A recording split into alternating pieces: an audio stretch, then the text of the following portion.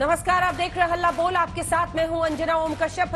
हम दिल्ली में बढ़ते प्रदूषण और उस पर हो रहे सियासी प्रदूषण को लेकर चर्चा करेंगे। दिल्ली सरकार ने प्रदूषण को काबू में करने के लिए तमाम वादे किए, लेकिन सभी वादे प्रदूषण के धुएं में उड़ गए, हवा हो गए। दिल्ली में ज्यादातर जगहों पर AQI 400 से 500 के बीच है, यानी प्रदूषण का स्तर गंभीर है। बीजेपी, कांग्रेस, आम आदमी पार्टी की सरकार से पूछ रही है कि अब तो पंजाब में भी आपकी सरकार है, तो फिर पंजाब में जल रही पराली पर रोक क्यों नहीं लगती? पिछले साल तक अरविंद केजरीवाल दिल्ली में प्रदूषण को लेकर पंजाब की कांग्रेस सरकार को घेरा करते थे, लेकिन अब कहते हैं कि पंजाब की पराली के लिए हम जिम्मेदार हैं, सियासत नहीं होनी चाहिए। आप मेरी एक और देख रहे हैं, दिल्ली समेत जो पूरा NCR है, AQI का स्तर क्या है देखिए। साथ ही हम आपको दिखा रहे हैं कि दिल्ली में अभी प्रदूषण बढ़ने की वजह है क्या।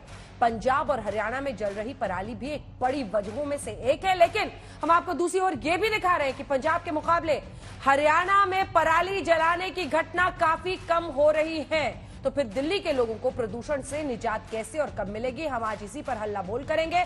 हमारे साथ दो खास मेहमान, शहजाद पूनावाला जी हमारे साथ जुड़ गए हैं, हारून यूसुफ साहब हमारे साथ जुड़ गए हैं, और बस स्टूडियो में संजीव झा पहुंचे जो कि विधायक और प्रवक्ता आम आदमी पार्टी के हैं। लेकिन इससे पहले की चर्चा की शुरुआत करें ये रिपोर्ट।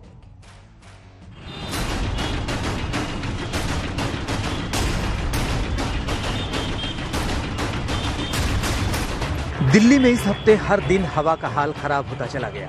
हवा जहरीली से ज्यादा जहरीली और फिर दम घोटू होती चली गई। ज्यादातर इलाकों में AQI का स्तर 450 के पार पहुंच गया। लोगों की परेशानी बढ़ती गई। स्कूल जाने वाले बच्चे परेशान हो गए और अभिभावक फिक्रमंद। ब्रीथ नहीं कर सकते हम लोग, थोड़ी प्रॉब्लम हो रही है, प्लस कफ है, इतने ज्यादा स्नीजिंग आ रही है, बहुत ज्यादा, इतनी ज्यादा प्रॉब्लम हो रही है। सांस लेने में भी दिक्कत हो रही है और बहुत सा मतलब आंखों में भी लगता है। इसमें प्रॉब्लम्स तो बहुत होती हैं, बच्चों को बीमारियां बनी ही रहती हैं, खांसी जुकाम है, अदर और भी बीमारियां हैं जो कि बच्चों को होती ही रहती है। दिल्ली के मुख्यमंत्री ने कहा कि प्रदूषण तो पूरे उत्तर भारत की समस्या है, सियासत बंद होनी चाहिए। ये वक्त फिंगर पॉइंटिंग का नहीं है, ब्लेम गेम का नहीं है, एक दूसरे को गाली देने का नहीं है, इतने सेंसिटिव मुद्दे पे राजनीति करने का नहीं है। ये समस्या केवल दिल्ली की नहीं है, ये पूरे नॉर्दर्न इंडिया की समस्या है, पूरे उत्तर भारत में। अरविंद केजरीवाल जी कह रहे थे कि राजनीति नहीं करनी चाहिए। आपने सुना है ना आज कि पोल्यूशन बहुत सेंसिटिव इश्यू है, हमारे बच्चों की जीवन का विषय है, इस पे राजनीति नहीं करना चाहिए। पूरे जीवन राजनीति करके पिछले वर्ष कह रहे थे, जब पंजाब की सरकार नहीं बनी थी, जब हम पंजाब में आ जाएंगे, जब हमारी सरकार बन जाएगी तो आपको डरने की आवश्यकता नहीं है, आप देखिएगा अगले दिन से ही सब कुछ ठीक हो जाएगा। पोल्यूशन के कारण खांसी भी हो रही है, माफ करिएगा। दिल्ली NCR में बढ़ते प्रदूषण के लिए पंजाब और हरियाणा में जलाई जा रही पराली को बड़ा जिम्मेदार माना जा रहा है। लिहाजा केजरीवाल पंजाब के मुख्यमंत्री के साथ मीडिया के सामने आए और कहा, हाँ हम जिम्मेदार हैं। तो विरोधियों ने कहा, जिम्मेदार हैं तो इस्तीफा दें। अगर पंजाब में पराली जल रही है, उसके लिए हमारी सरकार, हम जिम्मेदार हैं। हम इसकी जिम्मेदारी लेते हैं कि पंजाब में अगर पराली जल रही है। आपने कहा मैं जिम्मेदार हूं, तो अभी 6 बजे से पहले अपना इस्तीफा दीजिए, क्योंकि गैर जिम्मेदार लोग सत्ता में नहीं रह सकते, क्योंकि आपने स्वयं ने माना कि मैं जिम्मेवार हूं इस पॉल्यूशन के लिए। प्रदूषण को लेकर आम आदमी पार्टी की चौतरफा घेराबंदी हो गई। दिल्ली के LG ने भगवंत मान सरकार को चिट्ठी लिख दी। शायद तभी दिल्ली और पंजाब के मुख्यमंत्री एक साथ सामने आए। भगवंत मान ने पराली की समस्या से निपटने के लिए केंद्र की मदद मांगी। सेंटर सरकार को मिलकर बैठना चाहिए। ये नॉर्थ इंडिया का मुद्दा है, पूरे नॉर्थ इंडिया का मुद्दा है। पराली नहीं जलाना चाहता किसान, हाँ अगर जल रही है, धुआं उठ रहा है, तो हम उसकी जिम्मेदारी लेते हैं। हम कोई जिम्मेदारी से नहीं भाग रहे, जिम्मेदारी हम ले रहे हैं, लेकिन इसको मिल बैठ के हल करना पड़ेगा। पराली के विषय को लेकर केंद्र सरकार ने लगभग अभी तक 18-19 से 3138 करोड़ रुपया राज्य सरकारों को दिया है। प्रदूषण पर तमाम सियासी खींचतान के बीच दिल्ली सरकार ने समस्या से निपटने के लिए कुछ फैसले लिए और कुछ फैसले लेने की तैयारी कर ली। प्राइमरी स्कूलों को बंद कर दिया गया है। 5वीं से ऊपर की क्लास के लिए आउटडोर एक्टिविटी बंद कर दी गई है। 50% सरकारी कर्मचारी घर से काम करेंगे। निजी कंपनियों को वर्क फ्रॉम होम की एडवाइजरी भेजी गई है। जरूरी सेवाओं को छोड़कर ट्रकों की एंट्री बंद कर दी गई। डीजल गाड़ियों और BS6 से नीचे की कारों पर पाबंदी, ऑड इवन पर भी विचार किया जा रहा है। बाजारों के समय अलग अलग करने पर विचार किया जा रहा है। रेवेन्यू कमिश्नर्स को ये निर्देश दिए गए हैं कि वे लोकल लेवल पे जो मार्केट्स हैं और जो ऑफिसेज हैं उनके एसोसिएशंस के साथ मीटिंग करके आगे इस संभावना का एक चार्ट बनाएंगे कि उनका टाइमिंग कैसे ऊपर नीचे किया जाए। अरविंद केजरीवाल ने अपनी अकर्मण्यता से दिल्ली को मौत के द्वार पे उस खतरे तक पहुंचा दिया है। आपको पहले से पता है कि पंजाब की पराली जलने से दिल्ली में समस्या होती है और आप 6-8 महीना से वहां सरकार में हैं और आप पराली खरीदने की योजना नहीं बना सके। दिल्ली में प्रदूषण का मामला सर्वोच्च अदालत में भी पहुंच गया। 10 नवंबर को याचिका पर सुनवाई होगी। उधर मानवाधिकार आयोग ने कह दिया है कि वो उपायों से संतुष्ट नहीं है। पंजाब, हरियाणा, यूपी और दिल्ली के चीफ सेक्रेटरी को आयोग ने 10 नवंबर को तलब किया है। आज तक ब्यूरो। आइए चर्चा की शुरुआत करते हैं। तीनों खास मेहमान हमारे साथ जुड़ गए हैं। स्टूडियो में आज शहजाद पूनावाला जी हैं और हमारे साथ संजीव झा जी, जो कि विधायक और प्रवक्ता हैं आम आदमी पार्टी के। आज हमने एक न्यूट्रल व्यक्ति को भी इस डिबेट में शामिल किया है, शांभवी शुक्ला, जो कि प्रोग्राम ऑफिसर है CSE की, जो प्रदूषण पर नजर रखते हैं, उनको भी हमने शामिल किया है। क्या आपने मौत के कगार पर दिल्ली को पहुंचा दिया है संजीव झा जी? आपको भी आने में दिक्कत हुई होगी, आपको भी वही धुआं दिखता होगा जो हम लोग सुबह सुबह देखते हैं। क्या सांस लेने में आपको भी दिक्कत हो रही है? अगर हाँ तो कुछ करते क्यों नहीं? देखिए, हवा का कोई बाउंड्री नहीं होता और कोई भी स्टेट एक आइसोलेशन में काम कर ले उससे ये पॉल्यूशन ठीक नहीं हो जाएगा, पर्यावरण ठीक नहीं हो जाएगा। मैं किसी पे दोषारोपण नहीं करता, क्योंकि मुझे लगता है जो जनता देख रही है डिबेट, वो दोषारोपण नहीं देखना चाहती, वो समाधान देखना चाहती है। दिल्ली में जितने भी समाधान हो सकते हैं लगातार 5 साल से हम करते रहे। मसलन दिल्ली में सबसे बड़ी समस्या थी, पहले जनसेट से पॉल्यूशन होता था। हमने 24 आवर बिजली की ताकि जनसेट रुके। जितने भी इंडस्ट्री जो पॉल्यूशन फैलाता था उसको हमने दिल्ली से बाहर किया और कोशिश किया कि PNG में बाकी इंडस्ट्री चले। इसी तरह से अभी जब इमरजेंसी सिचुएशन आता है तो डस्टिंग के लिए हम कोशिश करते रहे हैं कि लगातार तमाम प्रयास कर रहे हैं, स्वीपिंग मशीन ले रहे हैं, फॉगिंग की जा रही है और तमाम जो मेजर जो इमरजेंसी मेजर्स हैं वो भी लगातार ले रहे हैं। अब जब बात पराली की जलाने की आ रही है और ये बड़ा डिबेट का विषय है, मैं ये मानता हूं, अभी मैं एक डेटा लेकर के आया और ये डेटा नॉर्थ इंडिया के सभी अलग अलग डिस्ट्रिक्ट का है। किसी भी डिस्ट्रिक्ट में आप देखिए, हरियाणा के ऐसे 16 डिस्ट्रिक्ट है जहां एक 400 से ऊपर है। इसी तरह से आप देखिए यूपी में गाजियाबाद, नोएडा, कमोबे से स्थिति यही है, राजस्थान में स्थिति यही है। मुझे लगता है कि एक कंपोजिट अभी एक्शन और प्लान करने का वक्त है। मुख्यमंत्री जी की एक बाइट आपको सुनाओ, चलाइए। पंजाब से ये सारा धुआं आता है अपना, वहां क्या होता है, किसान अपनी फसल उगाते हैं, फिर अपनी फसल काटते हैं, तो जैसे इतनी बड़ी फसल होती है तो वो इतना सा काटते हैं और नीचे वाला रह जाता है, वो नीचे वाला डंडा रह जाता है, उस डंडे को पराली कहते हैं। अब वो किसान क्या करता है, अब उसको अगली फसल उगानी है, वो इस पराली को हटाने के लिए तो उसको पैसे देने पड़ेंगे, वो उसमें आग लगा देता है सारी पराली में। 1 दिन के अंदर उसकी सारी पराली जल जाती है, जो सारा खेत था साफ हो जाता है और वो अपनी अगली फसल जला देता है।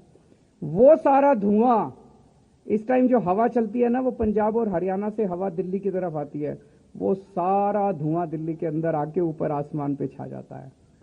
उसकी वजह से हमारा सारा इतना प्रदूषण हो जाता है, हमारी हवा खराब हो जाती है। गुजारिश है, हाथ जोड़ के हमारे बच्चों का ख्याल रखो, हमारे बच्चों की सेहत खराब हो रही है। वो बता रहे हैं कि कैप्टन अंकल और खट्टर अंकल को बोलो आप लोग कि वो मदद करें, तो अब मान अंकल को कौन बोलेगा? आप ही की पार्टी की सरकार है ना पंजाब में। और देखिए, फिर मैं वही कहा कि अगर मैं उस डिटेल में जाऊंगा डिटेल गिट्टी में, तो फिर आरोप प्रत्यारोप हो जाएगा। आरोप प्रत्यारोप इसलिए कि जब ये शुरुआत में ही पंजाब सरकार ने, मान साहब ने प्रपोजल दिया था केंद्र सरकार को कि आप अगर पराली हटाने का खर्चा देखें तो 25 रुपए पर एकड़ खर्चा होता है, तो 1500 रुपए केंद्र सरकार दे दे, 1000 रुपए स्टेट गवर्नमेंट दे दे, 500 दिल्ली सरकार और 500 पंजाब सरकार, ताकि वो पराली किसान अपने से हटा ले। लेकिन उसको टर्न डाउन कर दिया गया। दूसरा प्रपोजल फिर लिया गया कि हम बायो एनर्जी प्लांट लगा रहे हैं ताकि उससे हम लोग पराली का उपयोग कर सकें और एनर्जी बना सकें, उसको भी टर्न डाउन कर दिया गया। लेकिन अब सब मोदी सरकार की गलती है। नहीं, मैं बार बार कह रहा हूं कि सबको मिलकर काम है। मैं कतई नहीं कहता कोई एक सरकार इस पे इसका समाधान निकाल लेगी, लेकिन कंपोजिट एफर्ट करना पड़ेगा। राजनीतिक दोषारोपण से ये प्रदूषण की समस्या खत्म नहीं होगी। शहजाद पूनावाला जी जवाब दीजिए। और अगर आप इतने ही गंभीर हैं, जो आप सुबह से बैठ के प्रेस कॉन्फ्रेंस करते हैं, तो हरियाणा में क्यों नहीं रोकते पराली जलाना? वैसे तो आपको बता दूं कि हरियाणा की तुलना में, और अच्छा आपने हरियाणा का जिक्र किया, हरियाणा पिछले वर्ष की तुलना में 33% अपनी कटौती कर रहा है पराली जलाने में, परंतु पंजाब में परंतु पंजाब में 30% से ऊपर बढ़ा है। 21,000 से ज्यादा घटनाएं हुई है। सबसे ज्यादा घटनाएं संगरूर से हो रही है। तो मतलब फेलियर सीएम के खुद के होम डिस्ट्रिक्ट से, उस डिस्ट्रिक्ट से हो रही जहां से वो चुनाव लड़कर आते हैं। परंतु मैं एक चीज पूछना चाहता हूं अंजना जी, देखिए फेफड़ों पर, रेस्पिरेटरी सिस्टम पर, कार्डियक सिस्टम पर तो असर होता है। हमारे 10 में से 8 बच्चे जो है वो रेस्पिरेटरी शिकार हुए हैं डिजीजेस का। परंतु क्या याददाश्त पर भी कोई असर होता है पोल्यूशन का? क्योंकि एक व्यक्ति है, उनकी कुछ सोल्यूशन सुनाना चाहता हूं। उसमें एक भी सोल्यूशन ये नहीं था कि किसानों को पैसा देना पड़ेगा। सोल्यूशन सुनिए, बड़े अच्छे सोल्यूशन दिए थे। अब दिल्ली में हम लोगों ने पूसा रिसर्च इंस्टीट्यूट के साथ मिलके एक सोल्यूशन बनाया, केमिकल सोल्यूशन, बायोकेमिकल सोल्यूशन। वो सोल्यूशन छिड़कने से वो जो स्टबल है, पराली है, वो खाद में कन्वर्ट हो जाती है। It's a win win situation और इतना सस्ता। सारे फैक्ट्री वालों को मैंने दिल्ली बुला के उनसे बात की। आप सोच के देखो, अगर पूरे पंजाब के अंदर हम इतनी सारी फैक्ट्रियां लगा दें जो पराली को इस्तेमाल करके कोयला बनाने लगे, बिजली बनाने लगे, एक तो किसान को 1000 रुपए एकड़ के हिसाब से पराली के पैसे मिलने लगेंगे, जलाने की जरूरत नहीं पड़ेगी। एक सेकेंड, अब मैंने 2 और सोल्यूशन तो नहीं बताया। जब सरकार नहीं थी तो इनके पास सारे सुझाव और सोल्यूशन थे।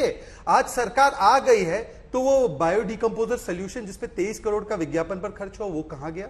दूसरी बात मैं पूछना चाहता हूं, ये तो कह रहे थे इंडस्ट्री खड़ी कर देंगे, पराली से कोयला बनाएंगे, सब कुछ सॉल्व हो जाएगा। हम तो आज भी कहते हैं अंजना जी, पराली मुख्य कारण नहीं है दिल्ली का प्रदूषण का। हाँ, इन कुछ दिनों के लिए होगा। 21 नवंबर के बाद किसानों की पराली बंद हो जाएगी। ये किसानों को बदनाम करना और आतंकी बताना कि यही आतंकी है जो जिम्मेदार है, ये इनकी वृत्ति है। क्योंकि ये देखिए, ये व्यक्ति ने कहा था कि पंजाब में सोल रिस्पॉन्सिबिलिटी है पराली की, जिसकी वजह से दिल्ली प्रदूषित होता है। पर नहीं, पराली को मानते हैं या नहीं जिम्मेदार? मैं आपको बताता हूं। मानते हैं 10 दिनों के लिए वो 15% से 20% जिम्मेदार है। परंतु आज भी अगर आपने हमारी पहली प्रेस कॉन्फ्रेंस 8:30 बजे की देखी होगी अंजना जी, मैंने इनसे 3 सवाल पूछा और मैं आज हमारे संजीव भाई, क्योंकि विधायक भी है, मैं उनसे पूछूंगा। रोड डस्ट मेन कारण है। वैक्यूम क्लीनर कितने खरीदे और कितने वैक्यूम क्लीनर आज की तारीख में चल रहे बताना। 8 वर्ष में इंडस्ट्रियल पोल्यूशन मेन है। इंडस्ट्रीज कितनी शट की, वो डॉक्यूमेंट शायद होगा तो दिखा देना। और मुझे बताना, व्हीकुलर पोल्यूशन के लिए भारत सरकार ने ईस्टर्न वेस्टर्न पेरिफेरल एक्सप्रेसवे शुरू किया, जिससे कि 60,000 से ज्यादा जो आपकी ट्रक्स है बाहर चली गई। केजरीवाल जी ने थैंक यू भी बोला, ये देखिए डॉक्यूमेंट है। उसके बाद हमने सीएनजी पर स्विच करने के लिए कहा। उसके अलावा हमने कहा मेट्रो ले लो, मेट्रो से चलेंगे। ये बस कितनी खरीदे डीटीसी की, वो बताते। मैंने 3 स्पेसिफिक सवाल मैं दिल्ली के नागरिक और दिल्ली के पेरेंट्स के उनके बिहाफ पर पूछ रहा हूं। बसेस कितनी खरीदी मास ट्रांजिट के लिए, कितने वैक्यूम क्लीनर चल रहे रोड डस्ट के लिए, कितनी इंडस्ट्री बंद कराई वो बताइए, और कंस्ट्रक्शन डस्ट रोकने के लिए कंस्ट्रक्शन कब रोका? देखिए, 1000 बसेस अभी आई है जो इलेक्ट्रिक पे चल रही है और सीएनजी पे चल रही है, जो अभी चल रही है। किसने दी? और फिर कहते हैं केंद्र ने दी। क्या दी केंद्र ने? 15% आप देकर के कह रहे हैं केंद्र ने दी। गलत बात है। होती है, आप फैक्ट चेक करा अभी देखिए, अभी सवाल कहता है कितनी बसेस चली, जब ने आंकड़ा दे दिया तो कहते हैं केंद्र ने दी। पहली बात। दूसरी बात आपने ये कहा कि भाई कितनी इंडस्ट्री आपने बंद की। आपको याद होगा 3 कोल से यहां पर इलेक्ट्रिसिटी प्रोड्यूस किया जा रहा था। वो बदरपुर का प्लांट था, वो यमुना किनारे का प्लांट था। इन सभी प्लांटों को हमने यहां से बंद करके उसको शिफ्ट किया। तीसरी बात, और जितने भी ऐसे इंडस्ट्री जो पॉल्यूशन फैला रहा था उसको यहां से शिफ्ट करने का काम किया। तीसरा जो सबसे इंपॉर्टेंट बात है, देखिए ये कह रहे हैं कि आप किसान को आतंकवादी के, हम नहीं कह रहे। रोज प्रधानमंत्री चिट्ठी लिख रहे हैं कि आपने कितने किसान पे एफआईआर किया, कितने किसान ने पेनल्टी लगाई, या डेटा दीजिए। आज एलजी साहब ने भी चिट्ठी लिख दी। मुझे तो समझ में नहीं आता कि एलजी साहब दिल्ली सरकार के मुखिया हैं या केंद्र सरकार के एजेंट की तरह काम कर रहे हैं। कम से कम अपनी सरकार से बात कर लो। आप अपनी आप कह रहे थे पॉलिटिक्स मत कीजिए, सरकार आप एलजी को बता रहे हैं सीधा। मैं इसलिए कह रहा हूं कि वो सामंजस्य नहीं दिख रहा है जो सामंजस्य होना चाहिए। मैं बार बार कह रहा हूं कि आज जो ऑडियंस देख रही है वो राजनीति कतई नहीं देखना चाह रही। हम लोग यही धुआं अब मुझे ये लगता है कि उसमें सार्थक प्रयास होने चाहिए। इमरजेंसी जो सिचुएशन है, जो इमरजेंसी मेजर्स हैं, वो क्या होने चाहिए। अभी हमने एक कमेटी बनाई है, वो कमेटी सुनिश्चित करेगा चाहे स्वीपिंग हो रहा है वो ठीक से हो रहा है या नहीं हो रहा है, इंडस्ट्री जितने भी जो पॉल्यूशन ला रहा है वो बंद है कि नहीं है, डस्टिंग हो रहे हैं, वैक्यूम क्लीनर चल रहे हैं कि नहीं चल रहे हैं, और साथ में वैसे ही झाड़ू लग रहे हैं, वैसे ही झाड़ू लग रहे हैं। कितने वैक्यूम क्लीनर बता दीजिए। अभी वैक्यूम मशीन सभी राज्य सड़कों पर चल रही है, कितने फॉगिंग हम करा रहे हैं अलग अलग जितनी। देखिए ये लगातार और मशीन की जरूरत है, अगर ट्रक की जरूरत है वो आ रही है। हर कॉन्स्टिट्यूएंसी में 2 मशीन दी गई है। मतलब कि हमारे दिल्ली में 140 मशीन है, अब हमारे वैक्यूम क्लीनर 140 है। अगर ये नहीं है, ये इस्तीफा देंगे विधायक पद से। तो जवाब नहीं है। एक सेकंड अंजना जी, एक बहुत महत्वपूर्ण स्प्रिंकलिंग मशीन की बात कर रहा हूं। इन्होंने वैक्यूम क्लीनर बोला है। एक कॉन्स्टिट्यूंसी में जो वैक्यूम क्लीनर मशीन है वो 2 दिया गया है, मेरी अपनी कॉन्स्टिट्यूंसी में 2 चल रहा है, तो वो तमाम मेजर ले रहे कितने हैं। लेकिन जिस तरह से एमसीडी भारतीय जनता पार्टी है, वैक्यूम क्लीनर केंद्र में भारतीय जनता पार्टी है, क्या वैक्यूम कोई जिम्मेदारी नहीं है। ये सारी राजनीति करते रहो, तुम अरविंद केजरीवाल खुद मान साहब ने मान ली ना प्रेस कॉन्फ्रेंस में, उन्होंने कहा कि हम जिम्मेदार हैं, कांग्रेस कह रही है इस्तीफा दीजिए। एक और महत्वपूर्ण 7 महीने की सरकार से एक और महत्वपूर्ण पिछले 70 साल का हिसाब तो नहीं ले सकते आप। मान साहब ने कहा है, अरविंद जी ने भी कहा है कि 1 साल का अगले साल हो सकता है, हम इस तरह की डिबेट नहीं कर रहे हैं। 7 महीने की सरकार 10 हिसाब लेंगे तो कैसे हिसाब दे पाएंगे। 10 सेकंड मुझे दे दीजिए। अब मेरा पहले तो 7 महीने की सरकार से कोई हिसाब नहीं मांग रहा। हम तो बता रहे आपने तो सरकार बनाने से पहले कुछ सुझाव दिए थे पर वो लागू नहीं हो पा रहे, छोड़ दीजिए। हम तो 8 साल की सरकार से सवाल मांग रहे हैं, और मैं इसलिए बता रहा हूं क्योंकि इनके पंजाब के एग्रीकल्चर मिनिस्टर केजरीवाल को झूठा बोल रहे हैं। आपको पता है ये बात? नहीं पता? आपको बताता हूं। पंजाब के एग्रीकल्चर मिनिस्टर कहते हैं हमारा पराली तो कॉज, आप मुझे पूछना कितना कॉज है पराली, ये कहते पराली कॉज नहीं है पोल्यूशन का। मतलब केजरीवाल की पोल्यूशन का कॉज केजरीवाल खुद है। अंजना जी मुझे अपनी बात करने दीजिए। अंजना जी एकमात्र इंग्लिश आपकी अच्छी है, बताइए क्या आरोप नहीं देखना चाहिए करके कृपया करके। पराली जिम्मेदार है या नहीं है संजीव झा? एक सेकंड अंजना जी मुझे फ्रेम करने दीजिए ना, मेरा समय था। अंजना जी मुझे फ्रेम करने दीजिए, पूरा कर लीजिए। 1 सेकंड। 2 व्यक्ति है, एक है केजरीवाल अंकल, मैं नहीं कहता ऐसी चीजें, ये उन्होंने भाषा इस्तेमाल की। केजरीवाल अंकल का बयान है Punjab is solely responsible with its पराली। एक है हमारे एग्रीकल्चर मिनिस्टर पंजाब, वो कहते हैं पंजाब की पराली जिम्मेदार नहीं है। एक तो मुझे बता दे कि तय कर ले। और अगर हम तो बता रहे पंजाब नहीं, दिल्ली का मुख्य कारण दिल्ली में है। और रोड डस्ट का एक बार मैं पूछ रहा हूं कितनी वैक्यूम क्लीनर है, बता दो दिल्ली में वैक्यूम क्लीनर कब हो रही है, कितनी सड़कों पर हो रही है, दोनों पर जवाब। पराली जिम्मेदार है, आप मानते हैं या नहीं मानते हैं? पराली जिम्मेदार है, पराली एकमात्र कारण नहीं है, पराली भी एक कारण है अमॉन्ग ऑल रीजन्स। बाकी जितने भी कारण हैं, चाहे वो डस्टिंग से हो, चाहे व्हीकल पॉल्यूशन दिल्ली के अंदर है। अब ये कह रहे हैं, देखिए कितनी बड़ी बात है, ये कह रहे हैं कि आपने डस्टिंग कैसे क्यों नहीं करी। एमसीडी में ये डस्टिंग करने का काम किसका था? अरे आपने स्वीपिंग मशीन कराने का काम किसका था? फिर कहते हैं सरकार की जिम्मेदारी उनकी है। एमसीडी कैसे? मैं तभी कह रहा हूं कि अब जो ही मैं डिटेल में जाऊंगा ये आरोप प्रत्यारोप होगा और जनता को लग रहा है कि हमारे पर आप सीरियस नहीं है। आप अपनी अपनी जिम्मेदारी तय कर ले। एमसीडी में इनकी क्या जिम्मेदारी है? ये कहते हमारी कोई जिम्मेदारी नहीं है, ये कहते हमारी कोई जिम्मेदारी नहीं है, ये कह दे कि एमसीडी में कोई हमारी जिम्मेदारी नहीं है, हमारे कोई कारण नहीं जो हम पॉल्यूशन को कम कर सके, कोई एफर्ट कर पाए तो हम कर लेंगे। जनता को जानना चाहिए कि आखिर एमसीडी में आपने क्या एफर्ट किया, हमने क्या एफर्ट किया। आप इसके बाद हारून साहब फौरन आ रहे हैं। एमसीडी का अधिकार क्षेत्र है, कूड़े को लेकर, गार्बेज को लेकर, बाकी सबको लेकर। यमुना गंदी है, उसके लिए एमसीडी जिम्मेदार है क्या? एमसीडी पोल्यूट कर रही है यमुना को, या इनकी जिम्मेदारी है? दूसरी बात, सड़कों पर वैक्यूम क्लीनिंग कराना, इनका 2015 का मैनिफेस्टो प्रॉमिस है कि हम वैक्यूम क्लीनर लगा के सड़कों को साफ करेंगे। आप अभी गूगल कीजिए, यदि मैं झूठ बोल रहा हूं तो मैं छोड़कर चला जाऊंगा। अगर ये झूठ बोलना है तो ये माफी मांगेंगे। आप बताइए एमसीडी वैक्यूम क्लीनर खरीदेगी? ये सरकार, ये उनकी सरकार का था। आप कर लीजिए, वैक्यूम क्लीनर। स्वीपिंग का काम किसका है? रोड साफ करने का काम किसका है? कहलिए मेरा कोई जिम्मेदारी नहीं है। आप एक काम कीजिए ना, आपसे ये भी काम नहीं होता तो आप क्यों मुख्यमंत्री बने हुए हैं? वैसे भी डिपार्टमेंटलेस है और विजिलेंस भी नहीं है। देखिए आज जब बताइए क्या लिखा है, बताइए गूगल करके। जब आज तक गूगल करके बताइए। जनता जब डिबेट देख रही होगी तो वो जानना चाह रही है कि आखिर समाधान क्या है, केंद्र सरकार क्या अपना रोल तय कर रही है, एमसीडी क्या जिम्मेदारी है और हम क्या कर रहे हैं। अगर समाधान पे बात करेंगे जनता को एक तरह से जो ट्रस्ट है वो ट्रस्ट होगा। ये आरोप प्रत्यारोप करने से दिल्ली का प्रदूषण कम नहीं होने वाला, तो जब पंजाब को लगातार नहीं बोल सकते। जब ये कह रहे हैं ना, आज ये बोल रहे पॉल्यूशन पर पॉलिटिक्स नहीं होनी चाहिए। जब 2018 में पंजाब को सोलली रिस्पॉन्सिबल बोला था केजरीवाल ने, क्या वो पॉलिटिक्स था? आया ना, कर लो। अरे भाई क्यों नहीं कर लो। अब पुराने बयान भूल गए, अजीब याददाश्त का।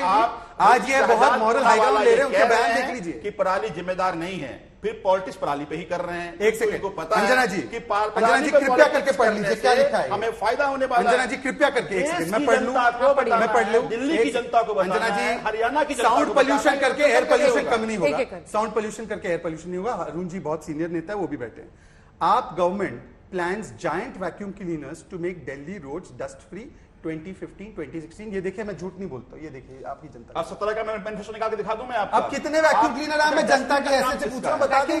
खरीदा क्या? डस्टिंग का काम किसका है? तो आपने प्रॉमिस क्यों किया? डस्टिंग का काम। अरे भाई ये आपका प्रॉमिस है या नहीं मैनिफेस्टो? ठीक है, ये कितना इफेक्टिव भी इस पर करें हारून साहब, उसके बाद मैं स्मोक टावर बना रहे वो बताइए कितना इफेक्टिव है। हारून साहब ये फुटबॉल का गेम चल रहा है यहाँ पर, इधर से उधर। नहीं, अकाउंटेबिलिटी का गेम चल रहा है। देखिए अंजना जी 20 मिनट से ये आपने मुझे देखा वो मंडी हाउस पे एक है नेशनल स्कूल ऑफ ड्रामा, और ये आम आदमी पार्टी और दोनों मिलकर भाजपा ये national school of political drama बनता है। दिल्ली की जनता उठ रही है, छोटे छोटे बच्चे बुजुर्ग सांस नहीं ले पा रहे हैं। आज अभी बात कर रहे थे, जो पोल्यूशन लेवल है वो 500 क्रॉस किया हुआ। और अगर मैं आज आपको याद दिलाऊं, ये अरविंद केजरीवाल जी ने आज कहा कि पूरे नॉर्थ इंडिया का मसला है। हाँ। पराली को ये पिछले 8 साल से ब्लेम कर रहे हैं। आज पंजाब के मुख्यमंत्री को साथ में ला के बैठा दिया, तो इसका मतलब या तो पहले झूठ बोल रहे थे या झूठ बोल रहे हो। और पराली जो है वो एक हिस्सा सबसे बड़ा, अभी जहाँ साहब का मैं बात सुन रहा था, जिस तरह उन्होंने कहा कि साहब हमने इंडस्ट्री शिफ्ट कर दी।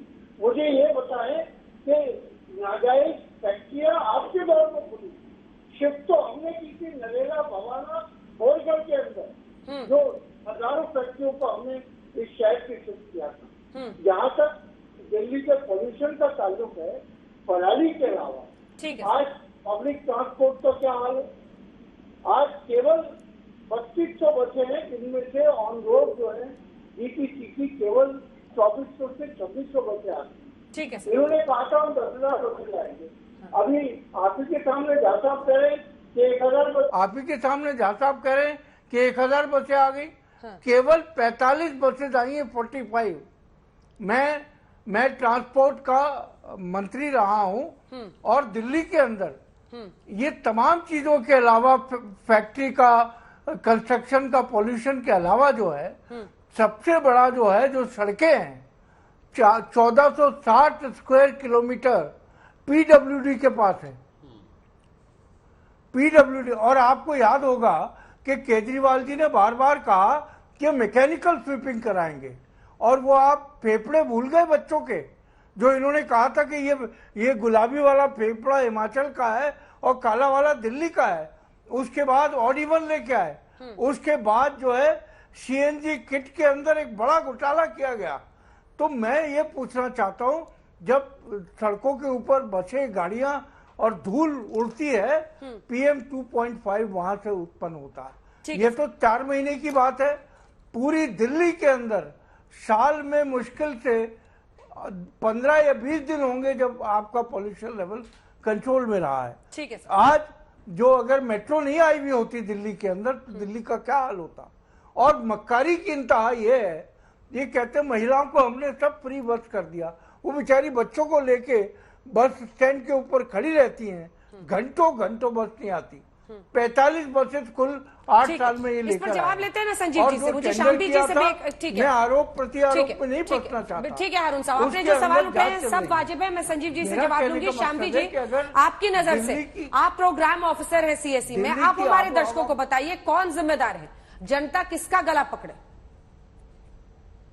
जी, सबसे पहले ये समझना पड़ेगा कि दिल्ली में पोल्यूशन क्यों हो रहा है, क्या क्या सोर्सेज है। हाँ। दिल्ली में पोल्यूशन एक दिल्ली के खुद के लोकल सोर्सेज है, जैसे कि व्हीकल्स हो गए, इंडस्ट्रीज हो गई, रोड डस्ट हो गया, कंस्ट्रक्शन डस्ट हो गया, जिसमें से खुद के दिल्ली के सोर्सेज से 50% जो प्रदूषण आ रहा है वो सिर्फ ट्रांसपोर्ट सेक्टर से ही आ रहा है, पर उसके अलावा जो प्रदूषण दिल्ली में आता है वो है एक पराली जलने की वजह से स्टबल बर्निंग, जो कि पंजाब हरियाणा में हो रही है। कोई परसेंटेज है क्या?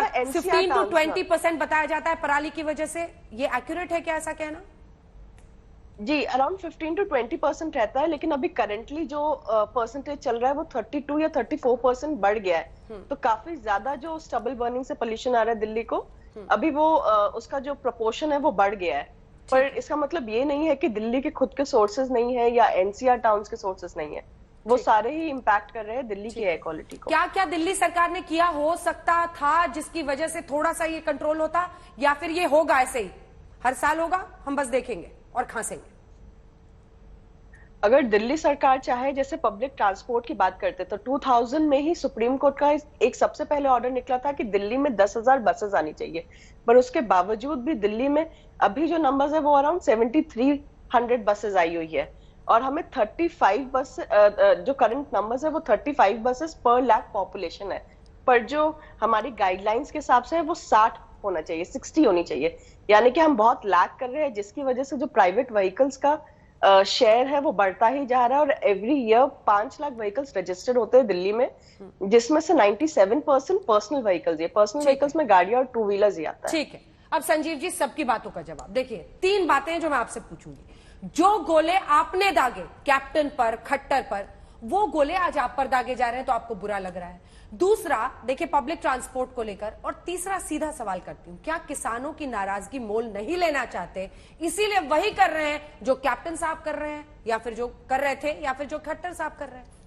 देखिए 3 बातें हैं। बिल्कुल, पहला सवाल था बसेस की संख्या को लेकर, गोले पर था सर, जो गोले दागते थे ना आप कैप्टन पे, खट्टर पे, वही गोले आज आप पे बरस रहे हैं वापस। उसके दोनों में फर्क क्या, फिर मैं आप कहेंगे राजनीति, दोनों में फर्क ये है कि पहले आज जो हम प्रपोजल दिया केंद्र सरकार को कि अब 1500 रुपए आप दीजिए और 1000 रुपए स्टेट गवर्नमेंट देगी, पहले स्टेट गवर्नमेंट तैयार नहीं थी और केंद्र सरकार तैयार थी। आज स्टेट गवर्नमेंट तैयार है, केंद्र सरकार तैयार नहीं है, तो ये एक फर्क है, पहली बात। दूसरी बात, मुझे लगता है कि अगर 74 लाख एकड़ में वहां पे अभी पैडी का क्रॉप होता है जहां ये जलता था, अभी 40 लाख हेक्टेयर में ये जिस क्रॉप बर्निंग हो रही है, 30 lakh hectare 40 lakh hectare crop burning उस इलाके में कम हुई है। लेकिन हाँ, ये बढ़ा इसलिए क्योंकि उसकी डेंसिटी बढ़ी है, उसके लिए लगातार एक टास्क फोर्स बना के काम पंजाब में किया जा रहा है। मैं बार बार कह रहा हूं, चूंकि ये 7 महीने की गवर्नमेंट में और सारी प्रायोरिटी थी और इस पे जिस गति से काम होना चाहिए उस गति से काम नहीं हो पाया, पहली बात। दूसरी बात, बसों की संख्या की बात कर रहे थे आप। देखिए आज 2015 में हमारे पास 4500 बसेस थे,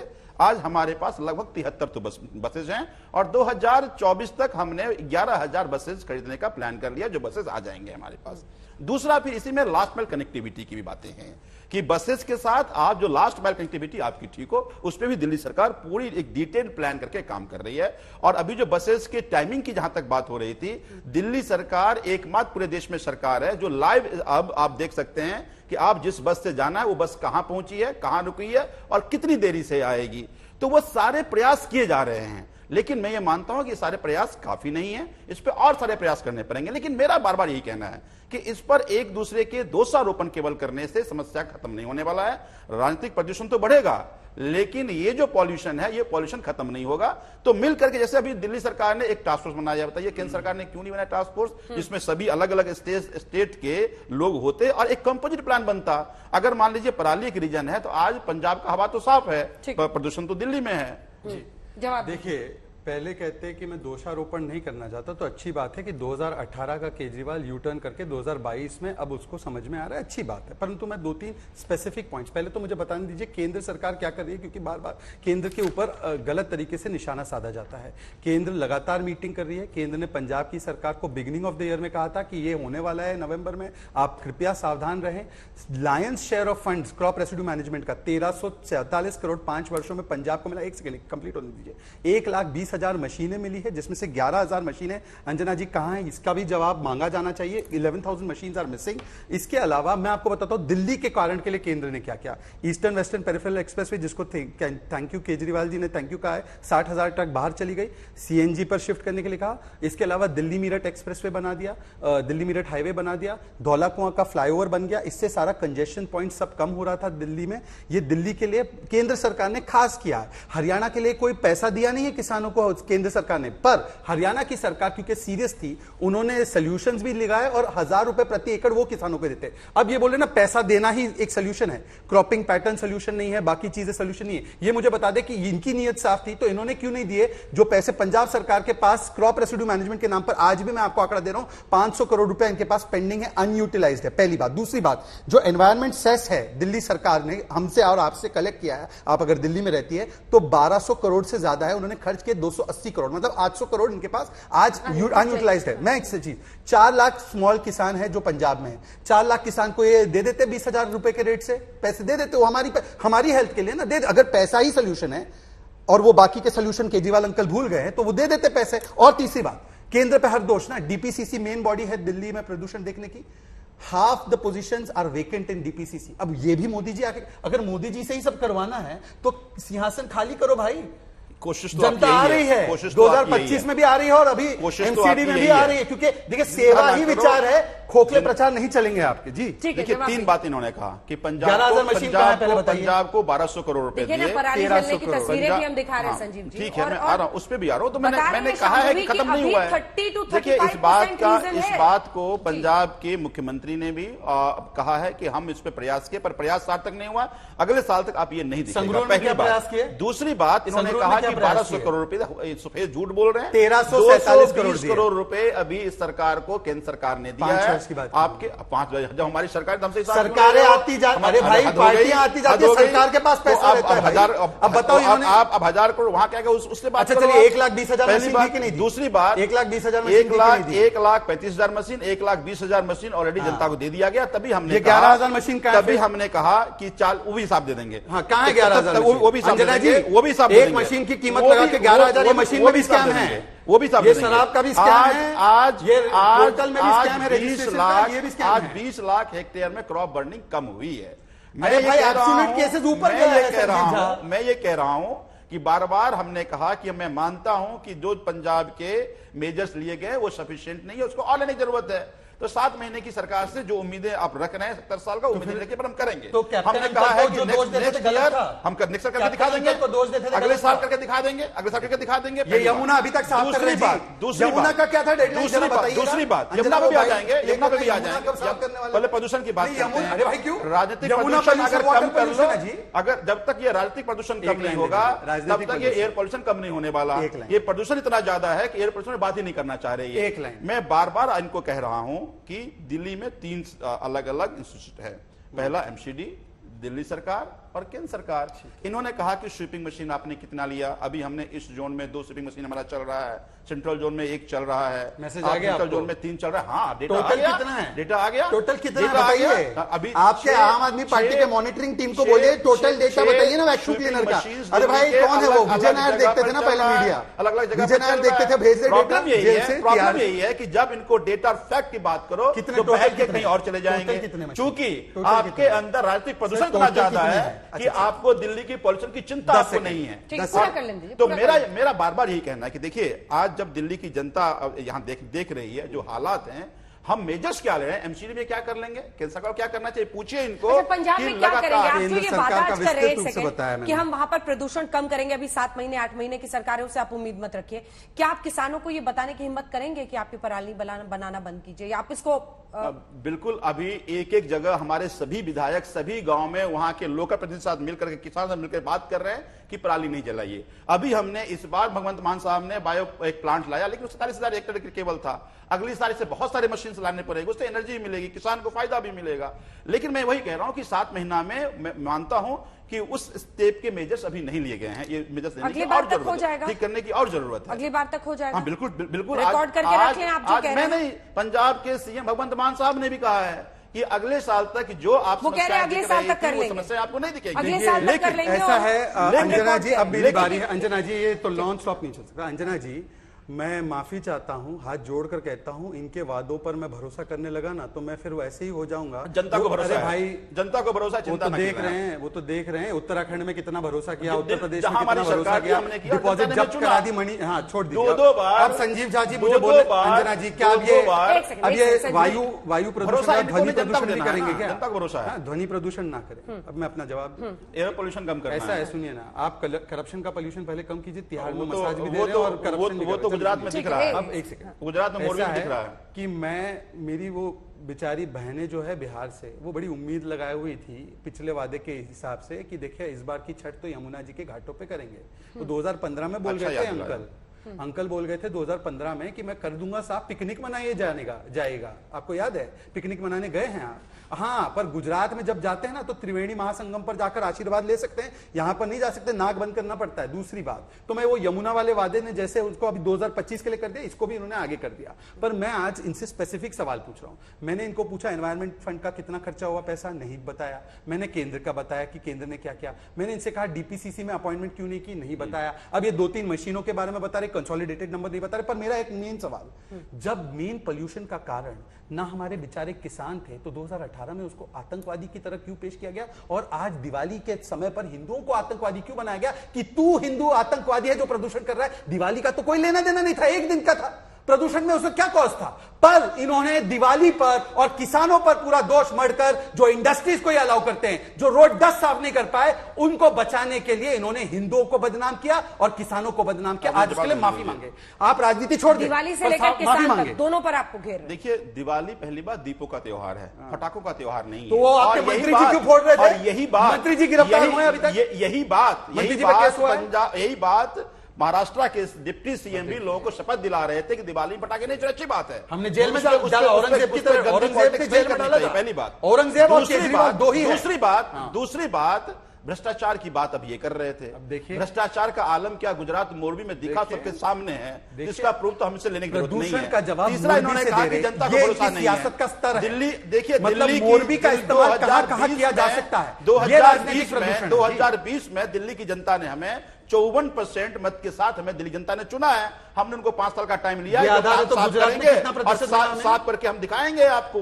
तो मेरा ये कहना है कि बार बार मैं कह रहा हूं कि राजनीतिक पॉलिटिकल जो ये करप्शन है, जो पॉल्यूशन है, उसको जब तक वो खत्म नहीं होगा तब तक एयर पोल्यूशन। शांति जी, दिल्ली में पटाखे जो क्रैकर्स हैं वो कितने हद तक जिम्मेदार रहते हैं, कोई परसेंटेज है?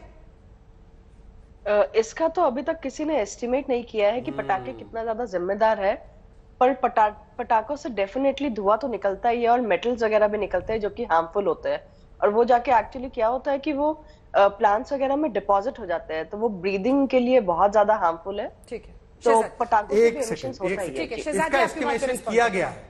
आईआईटी दिल्ली की स्टडी है, प्लीज इसको जूम कीजिएगा, हर चीज आईपैड पे नहीं दिखा पाऊंगा।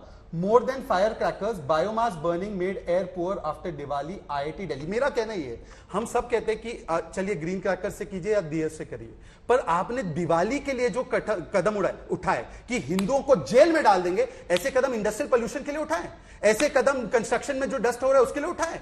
हिंदुओं पर क्यों आक्रमण किया गया ये बताइए। अगर 6 महीने जेल डाल सकते, 2 साल जेल डाल सकते, तो इंडस्ट्रीज को कितना डाला जेल में जो प्रदूषण पूरे साल करते, बताइए। भारतीय जनता पार्टी पर ही हारून यूसुफ साहब का भी सवाल था आपसे, फैक्ट्रियों पर ही भारतीय जनता पार्टी की संवेदना की बात में बता रहा हूं। आप हिंदू विरोधी हैं कि आज अभी भी भारतीय जनता पार्टी का ऑफिस में जाके मंत्री को चालान करना पड़ा, जो कि कंस्ट्रक्शन अभी भी चल रहा था। बहुत अच्छी। और ये मुझे पूछ रहे कंस्ट्रक्शन कैसे नहीं हो रहा, क्यों हो रहा है, संविदा तो इनकी ये है। दूसरी बात, बीजेपी शाहजहां से मुझे सर्टिफिकेट नहीं लेना पड़ेगा कि मैं हिंदू विरोधी, हिंदू समर्थक हूं।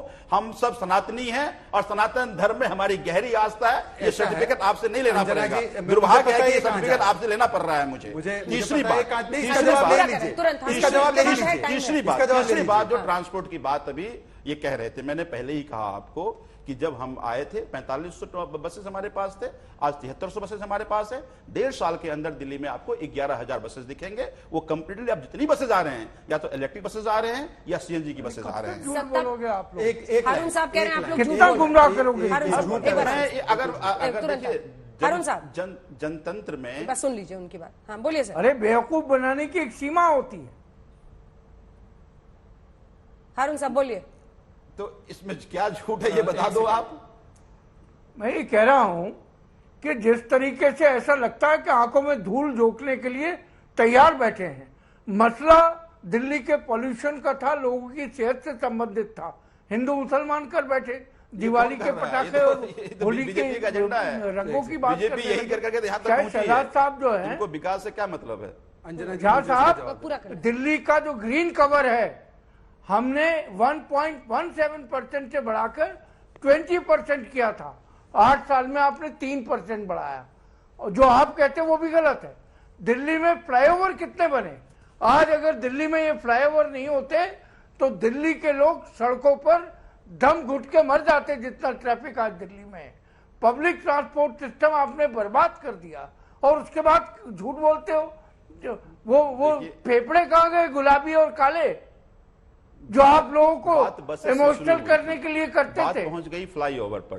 हमारा ट्रैफिक कंजेशन भी जिम्मेदार है ना, वेहिकुलर पोल्यूशन बहुत बड़ी वजह है। कहाँ बनाया आपने? मैं भी जब पार्लियामेंट सेक्रेटरी ट्रांसपोर्ट था, तो हमने पूरे वर्ल्ड के एक्सपर्ट को बुलाया।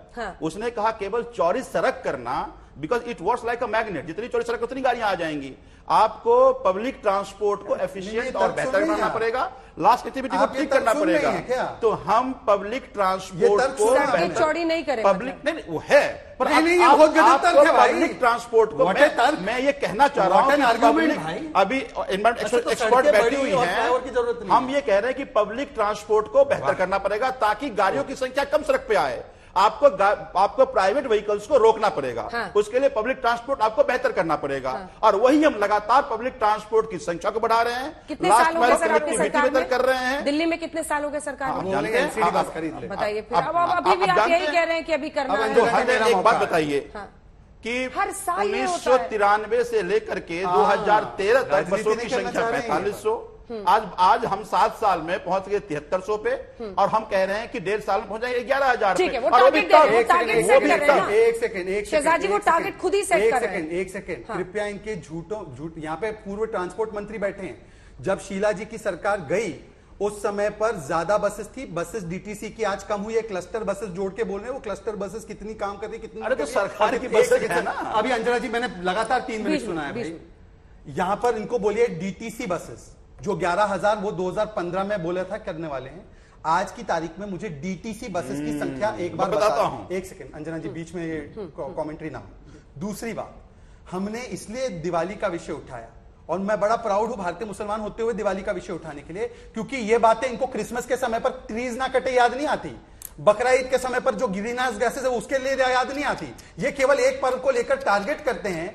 दिवाली का एस्टिमेशन नहीं है कि कितना कंट्रीब्यूट करता है, पर जो मेन कॉजेस है उनके बारे में कोई की चीज नहीं की। तो आई एम प्राउड। और इन्होंने क्या कहा कि किसी शहजाद से सनातनी होने का सर्टिफिकेट नहीं चाहिए। देखिए ऐसा है ना, जटाटवी गलत जल प्रवाह पावित स्थल है। आगे का बोल दीजिए, शिव तांडव सोतम आता है तो हमें मत बताइए। मैं भारतीय संस्कृति से पला बड़ा हूं, मेरे धर्म पर आप आघात करेंगे, करिए, यह आपका चरित्र है। पर बताइए, यमुना की घाटें साफ नहीं हुई हमारी बहनों के लिए, छठ के लिए?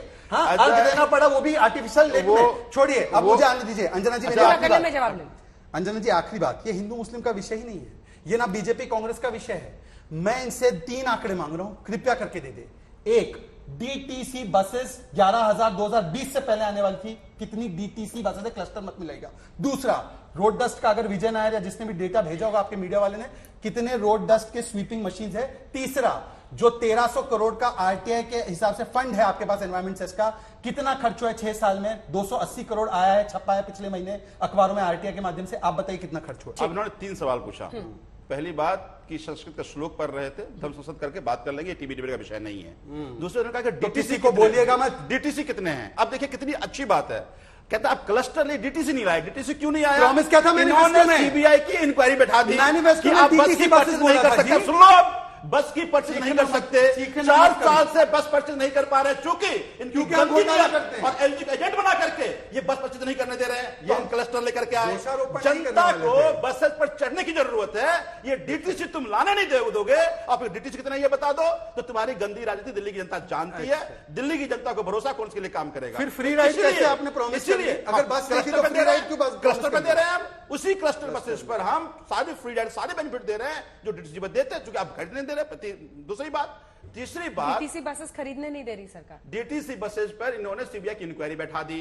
क्योंकि आप उसमें इंक्वायरी क्या बैठा कर रहे दी थे तो आपके परचेज सामने नहीं हो रहा, पिछले 5 साल से परचेज नहीं हो पा रहा है और लगातार टेंडर करते जा रहे हैं और ये इंक्वायरी बैठाते जा रहे हैं। हमने क्लस्टर लिया, क्लस्टर के जरिए दिल्ली की जनता को हम बसेस दे रहे हैं। एक सवाल बार बार कह रहा हूं, एक इनकी ही पूरी काउंटर एफर्ट दे है दीजिए कि सर इनको मतलब दिल्ली इसमें की एक जनता से काउंटर नहीं है। ठीक है, दिल्ली की जनता ने इनको डीटीसी की वजह से क्या काउंटर। दिल्ली की जनता से आप बदला ले रहे हैं कि आपको बीजेपी को नहीं भाई जिताया?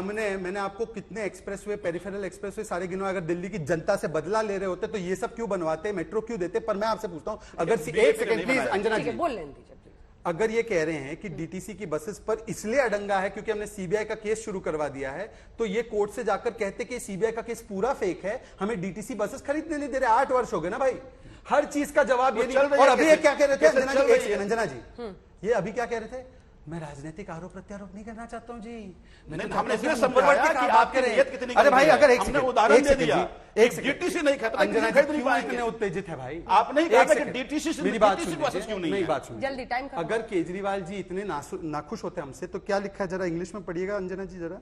पेरिफेरल एक्सप्रेस, अरे भाई सुनिए ना, अरे भाई सुनिए ना, पेरिफेरल एक्सप्रेस में हेल्थ रिड्यूस, नहीं एक सेकंड प्लीज अंजना जी आप पढ़िए। केजरीवाल जी नहीं बोला ना कि पेरिफेरल एक्सप्रेसवे बनाने के लिए केंद्र को धन्यवाद। क्यों आगे का पढ़िए? Because it help reduce pollution. केंद्र का 70% है, 15% स्टेट का, 15% दिल्ली का, 15% हरियाणा का। गजब है ये सड़कें। अभी तो बोल रहे थे सड़कें चौड़ी नहीं होनी चाहिए, अभी बोल रहे थे कि आपने काम किया, यही होना चाहिए, राजनीति होनी चाहिए, लेकिन केवल 2 साल इन्होंने कहा कि सड़कें बड़ी नहीं होनी चाहिए। अभी कहा धुआं धुआं दिल्ली है, एक जैसे हम दर्दनाक और ऐसी परिस्थिति में है कि सुबह से खांसते हुए शाम हो जाती है और हर कोई ये समझ रहा है कि गैस चेंबर में हम जीने को मजबूर हैं। राजनीति किस तरह से हावी है आपने इस बहस में देख लिया। एक ब्रेक के लिए हम रुक रहे हैं, धन्यवाद, देखते रहिए।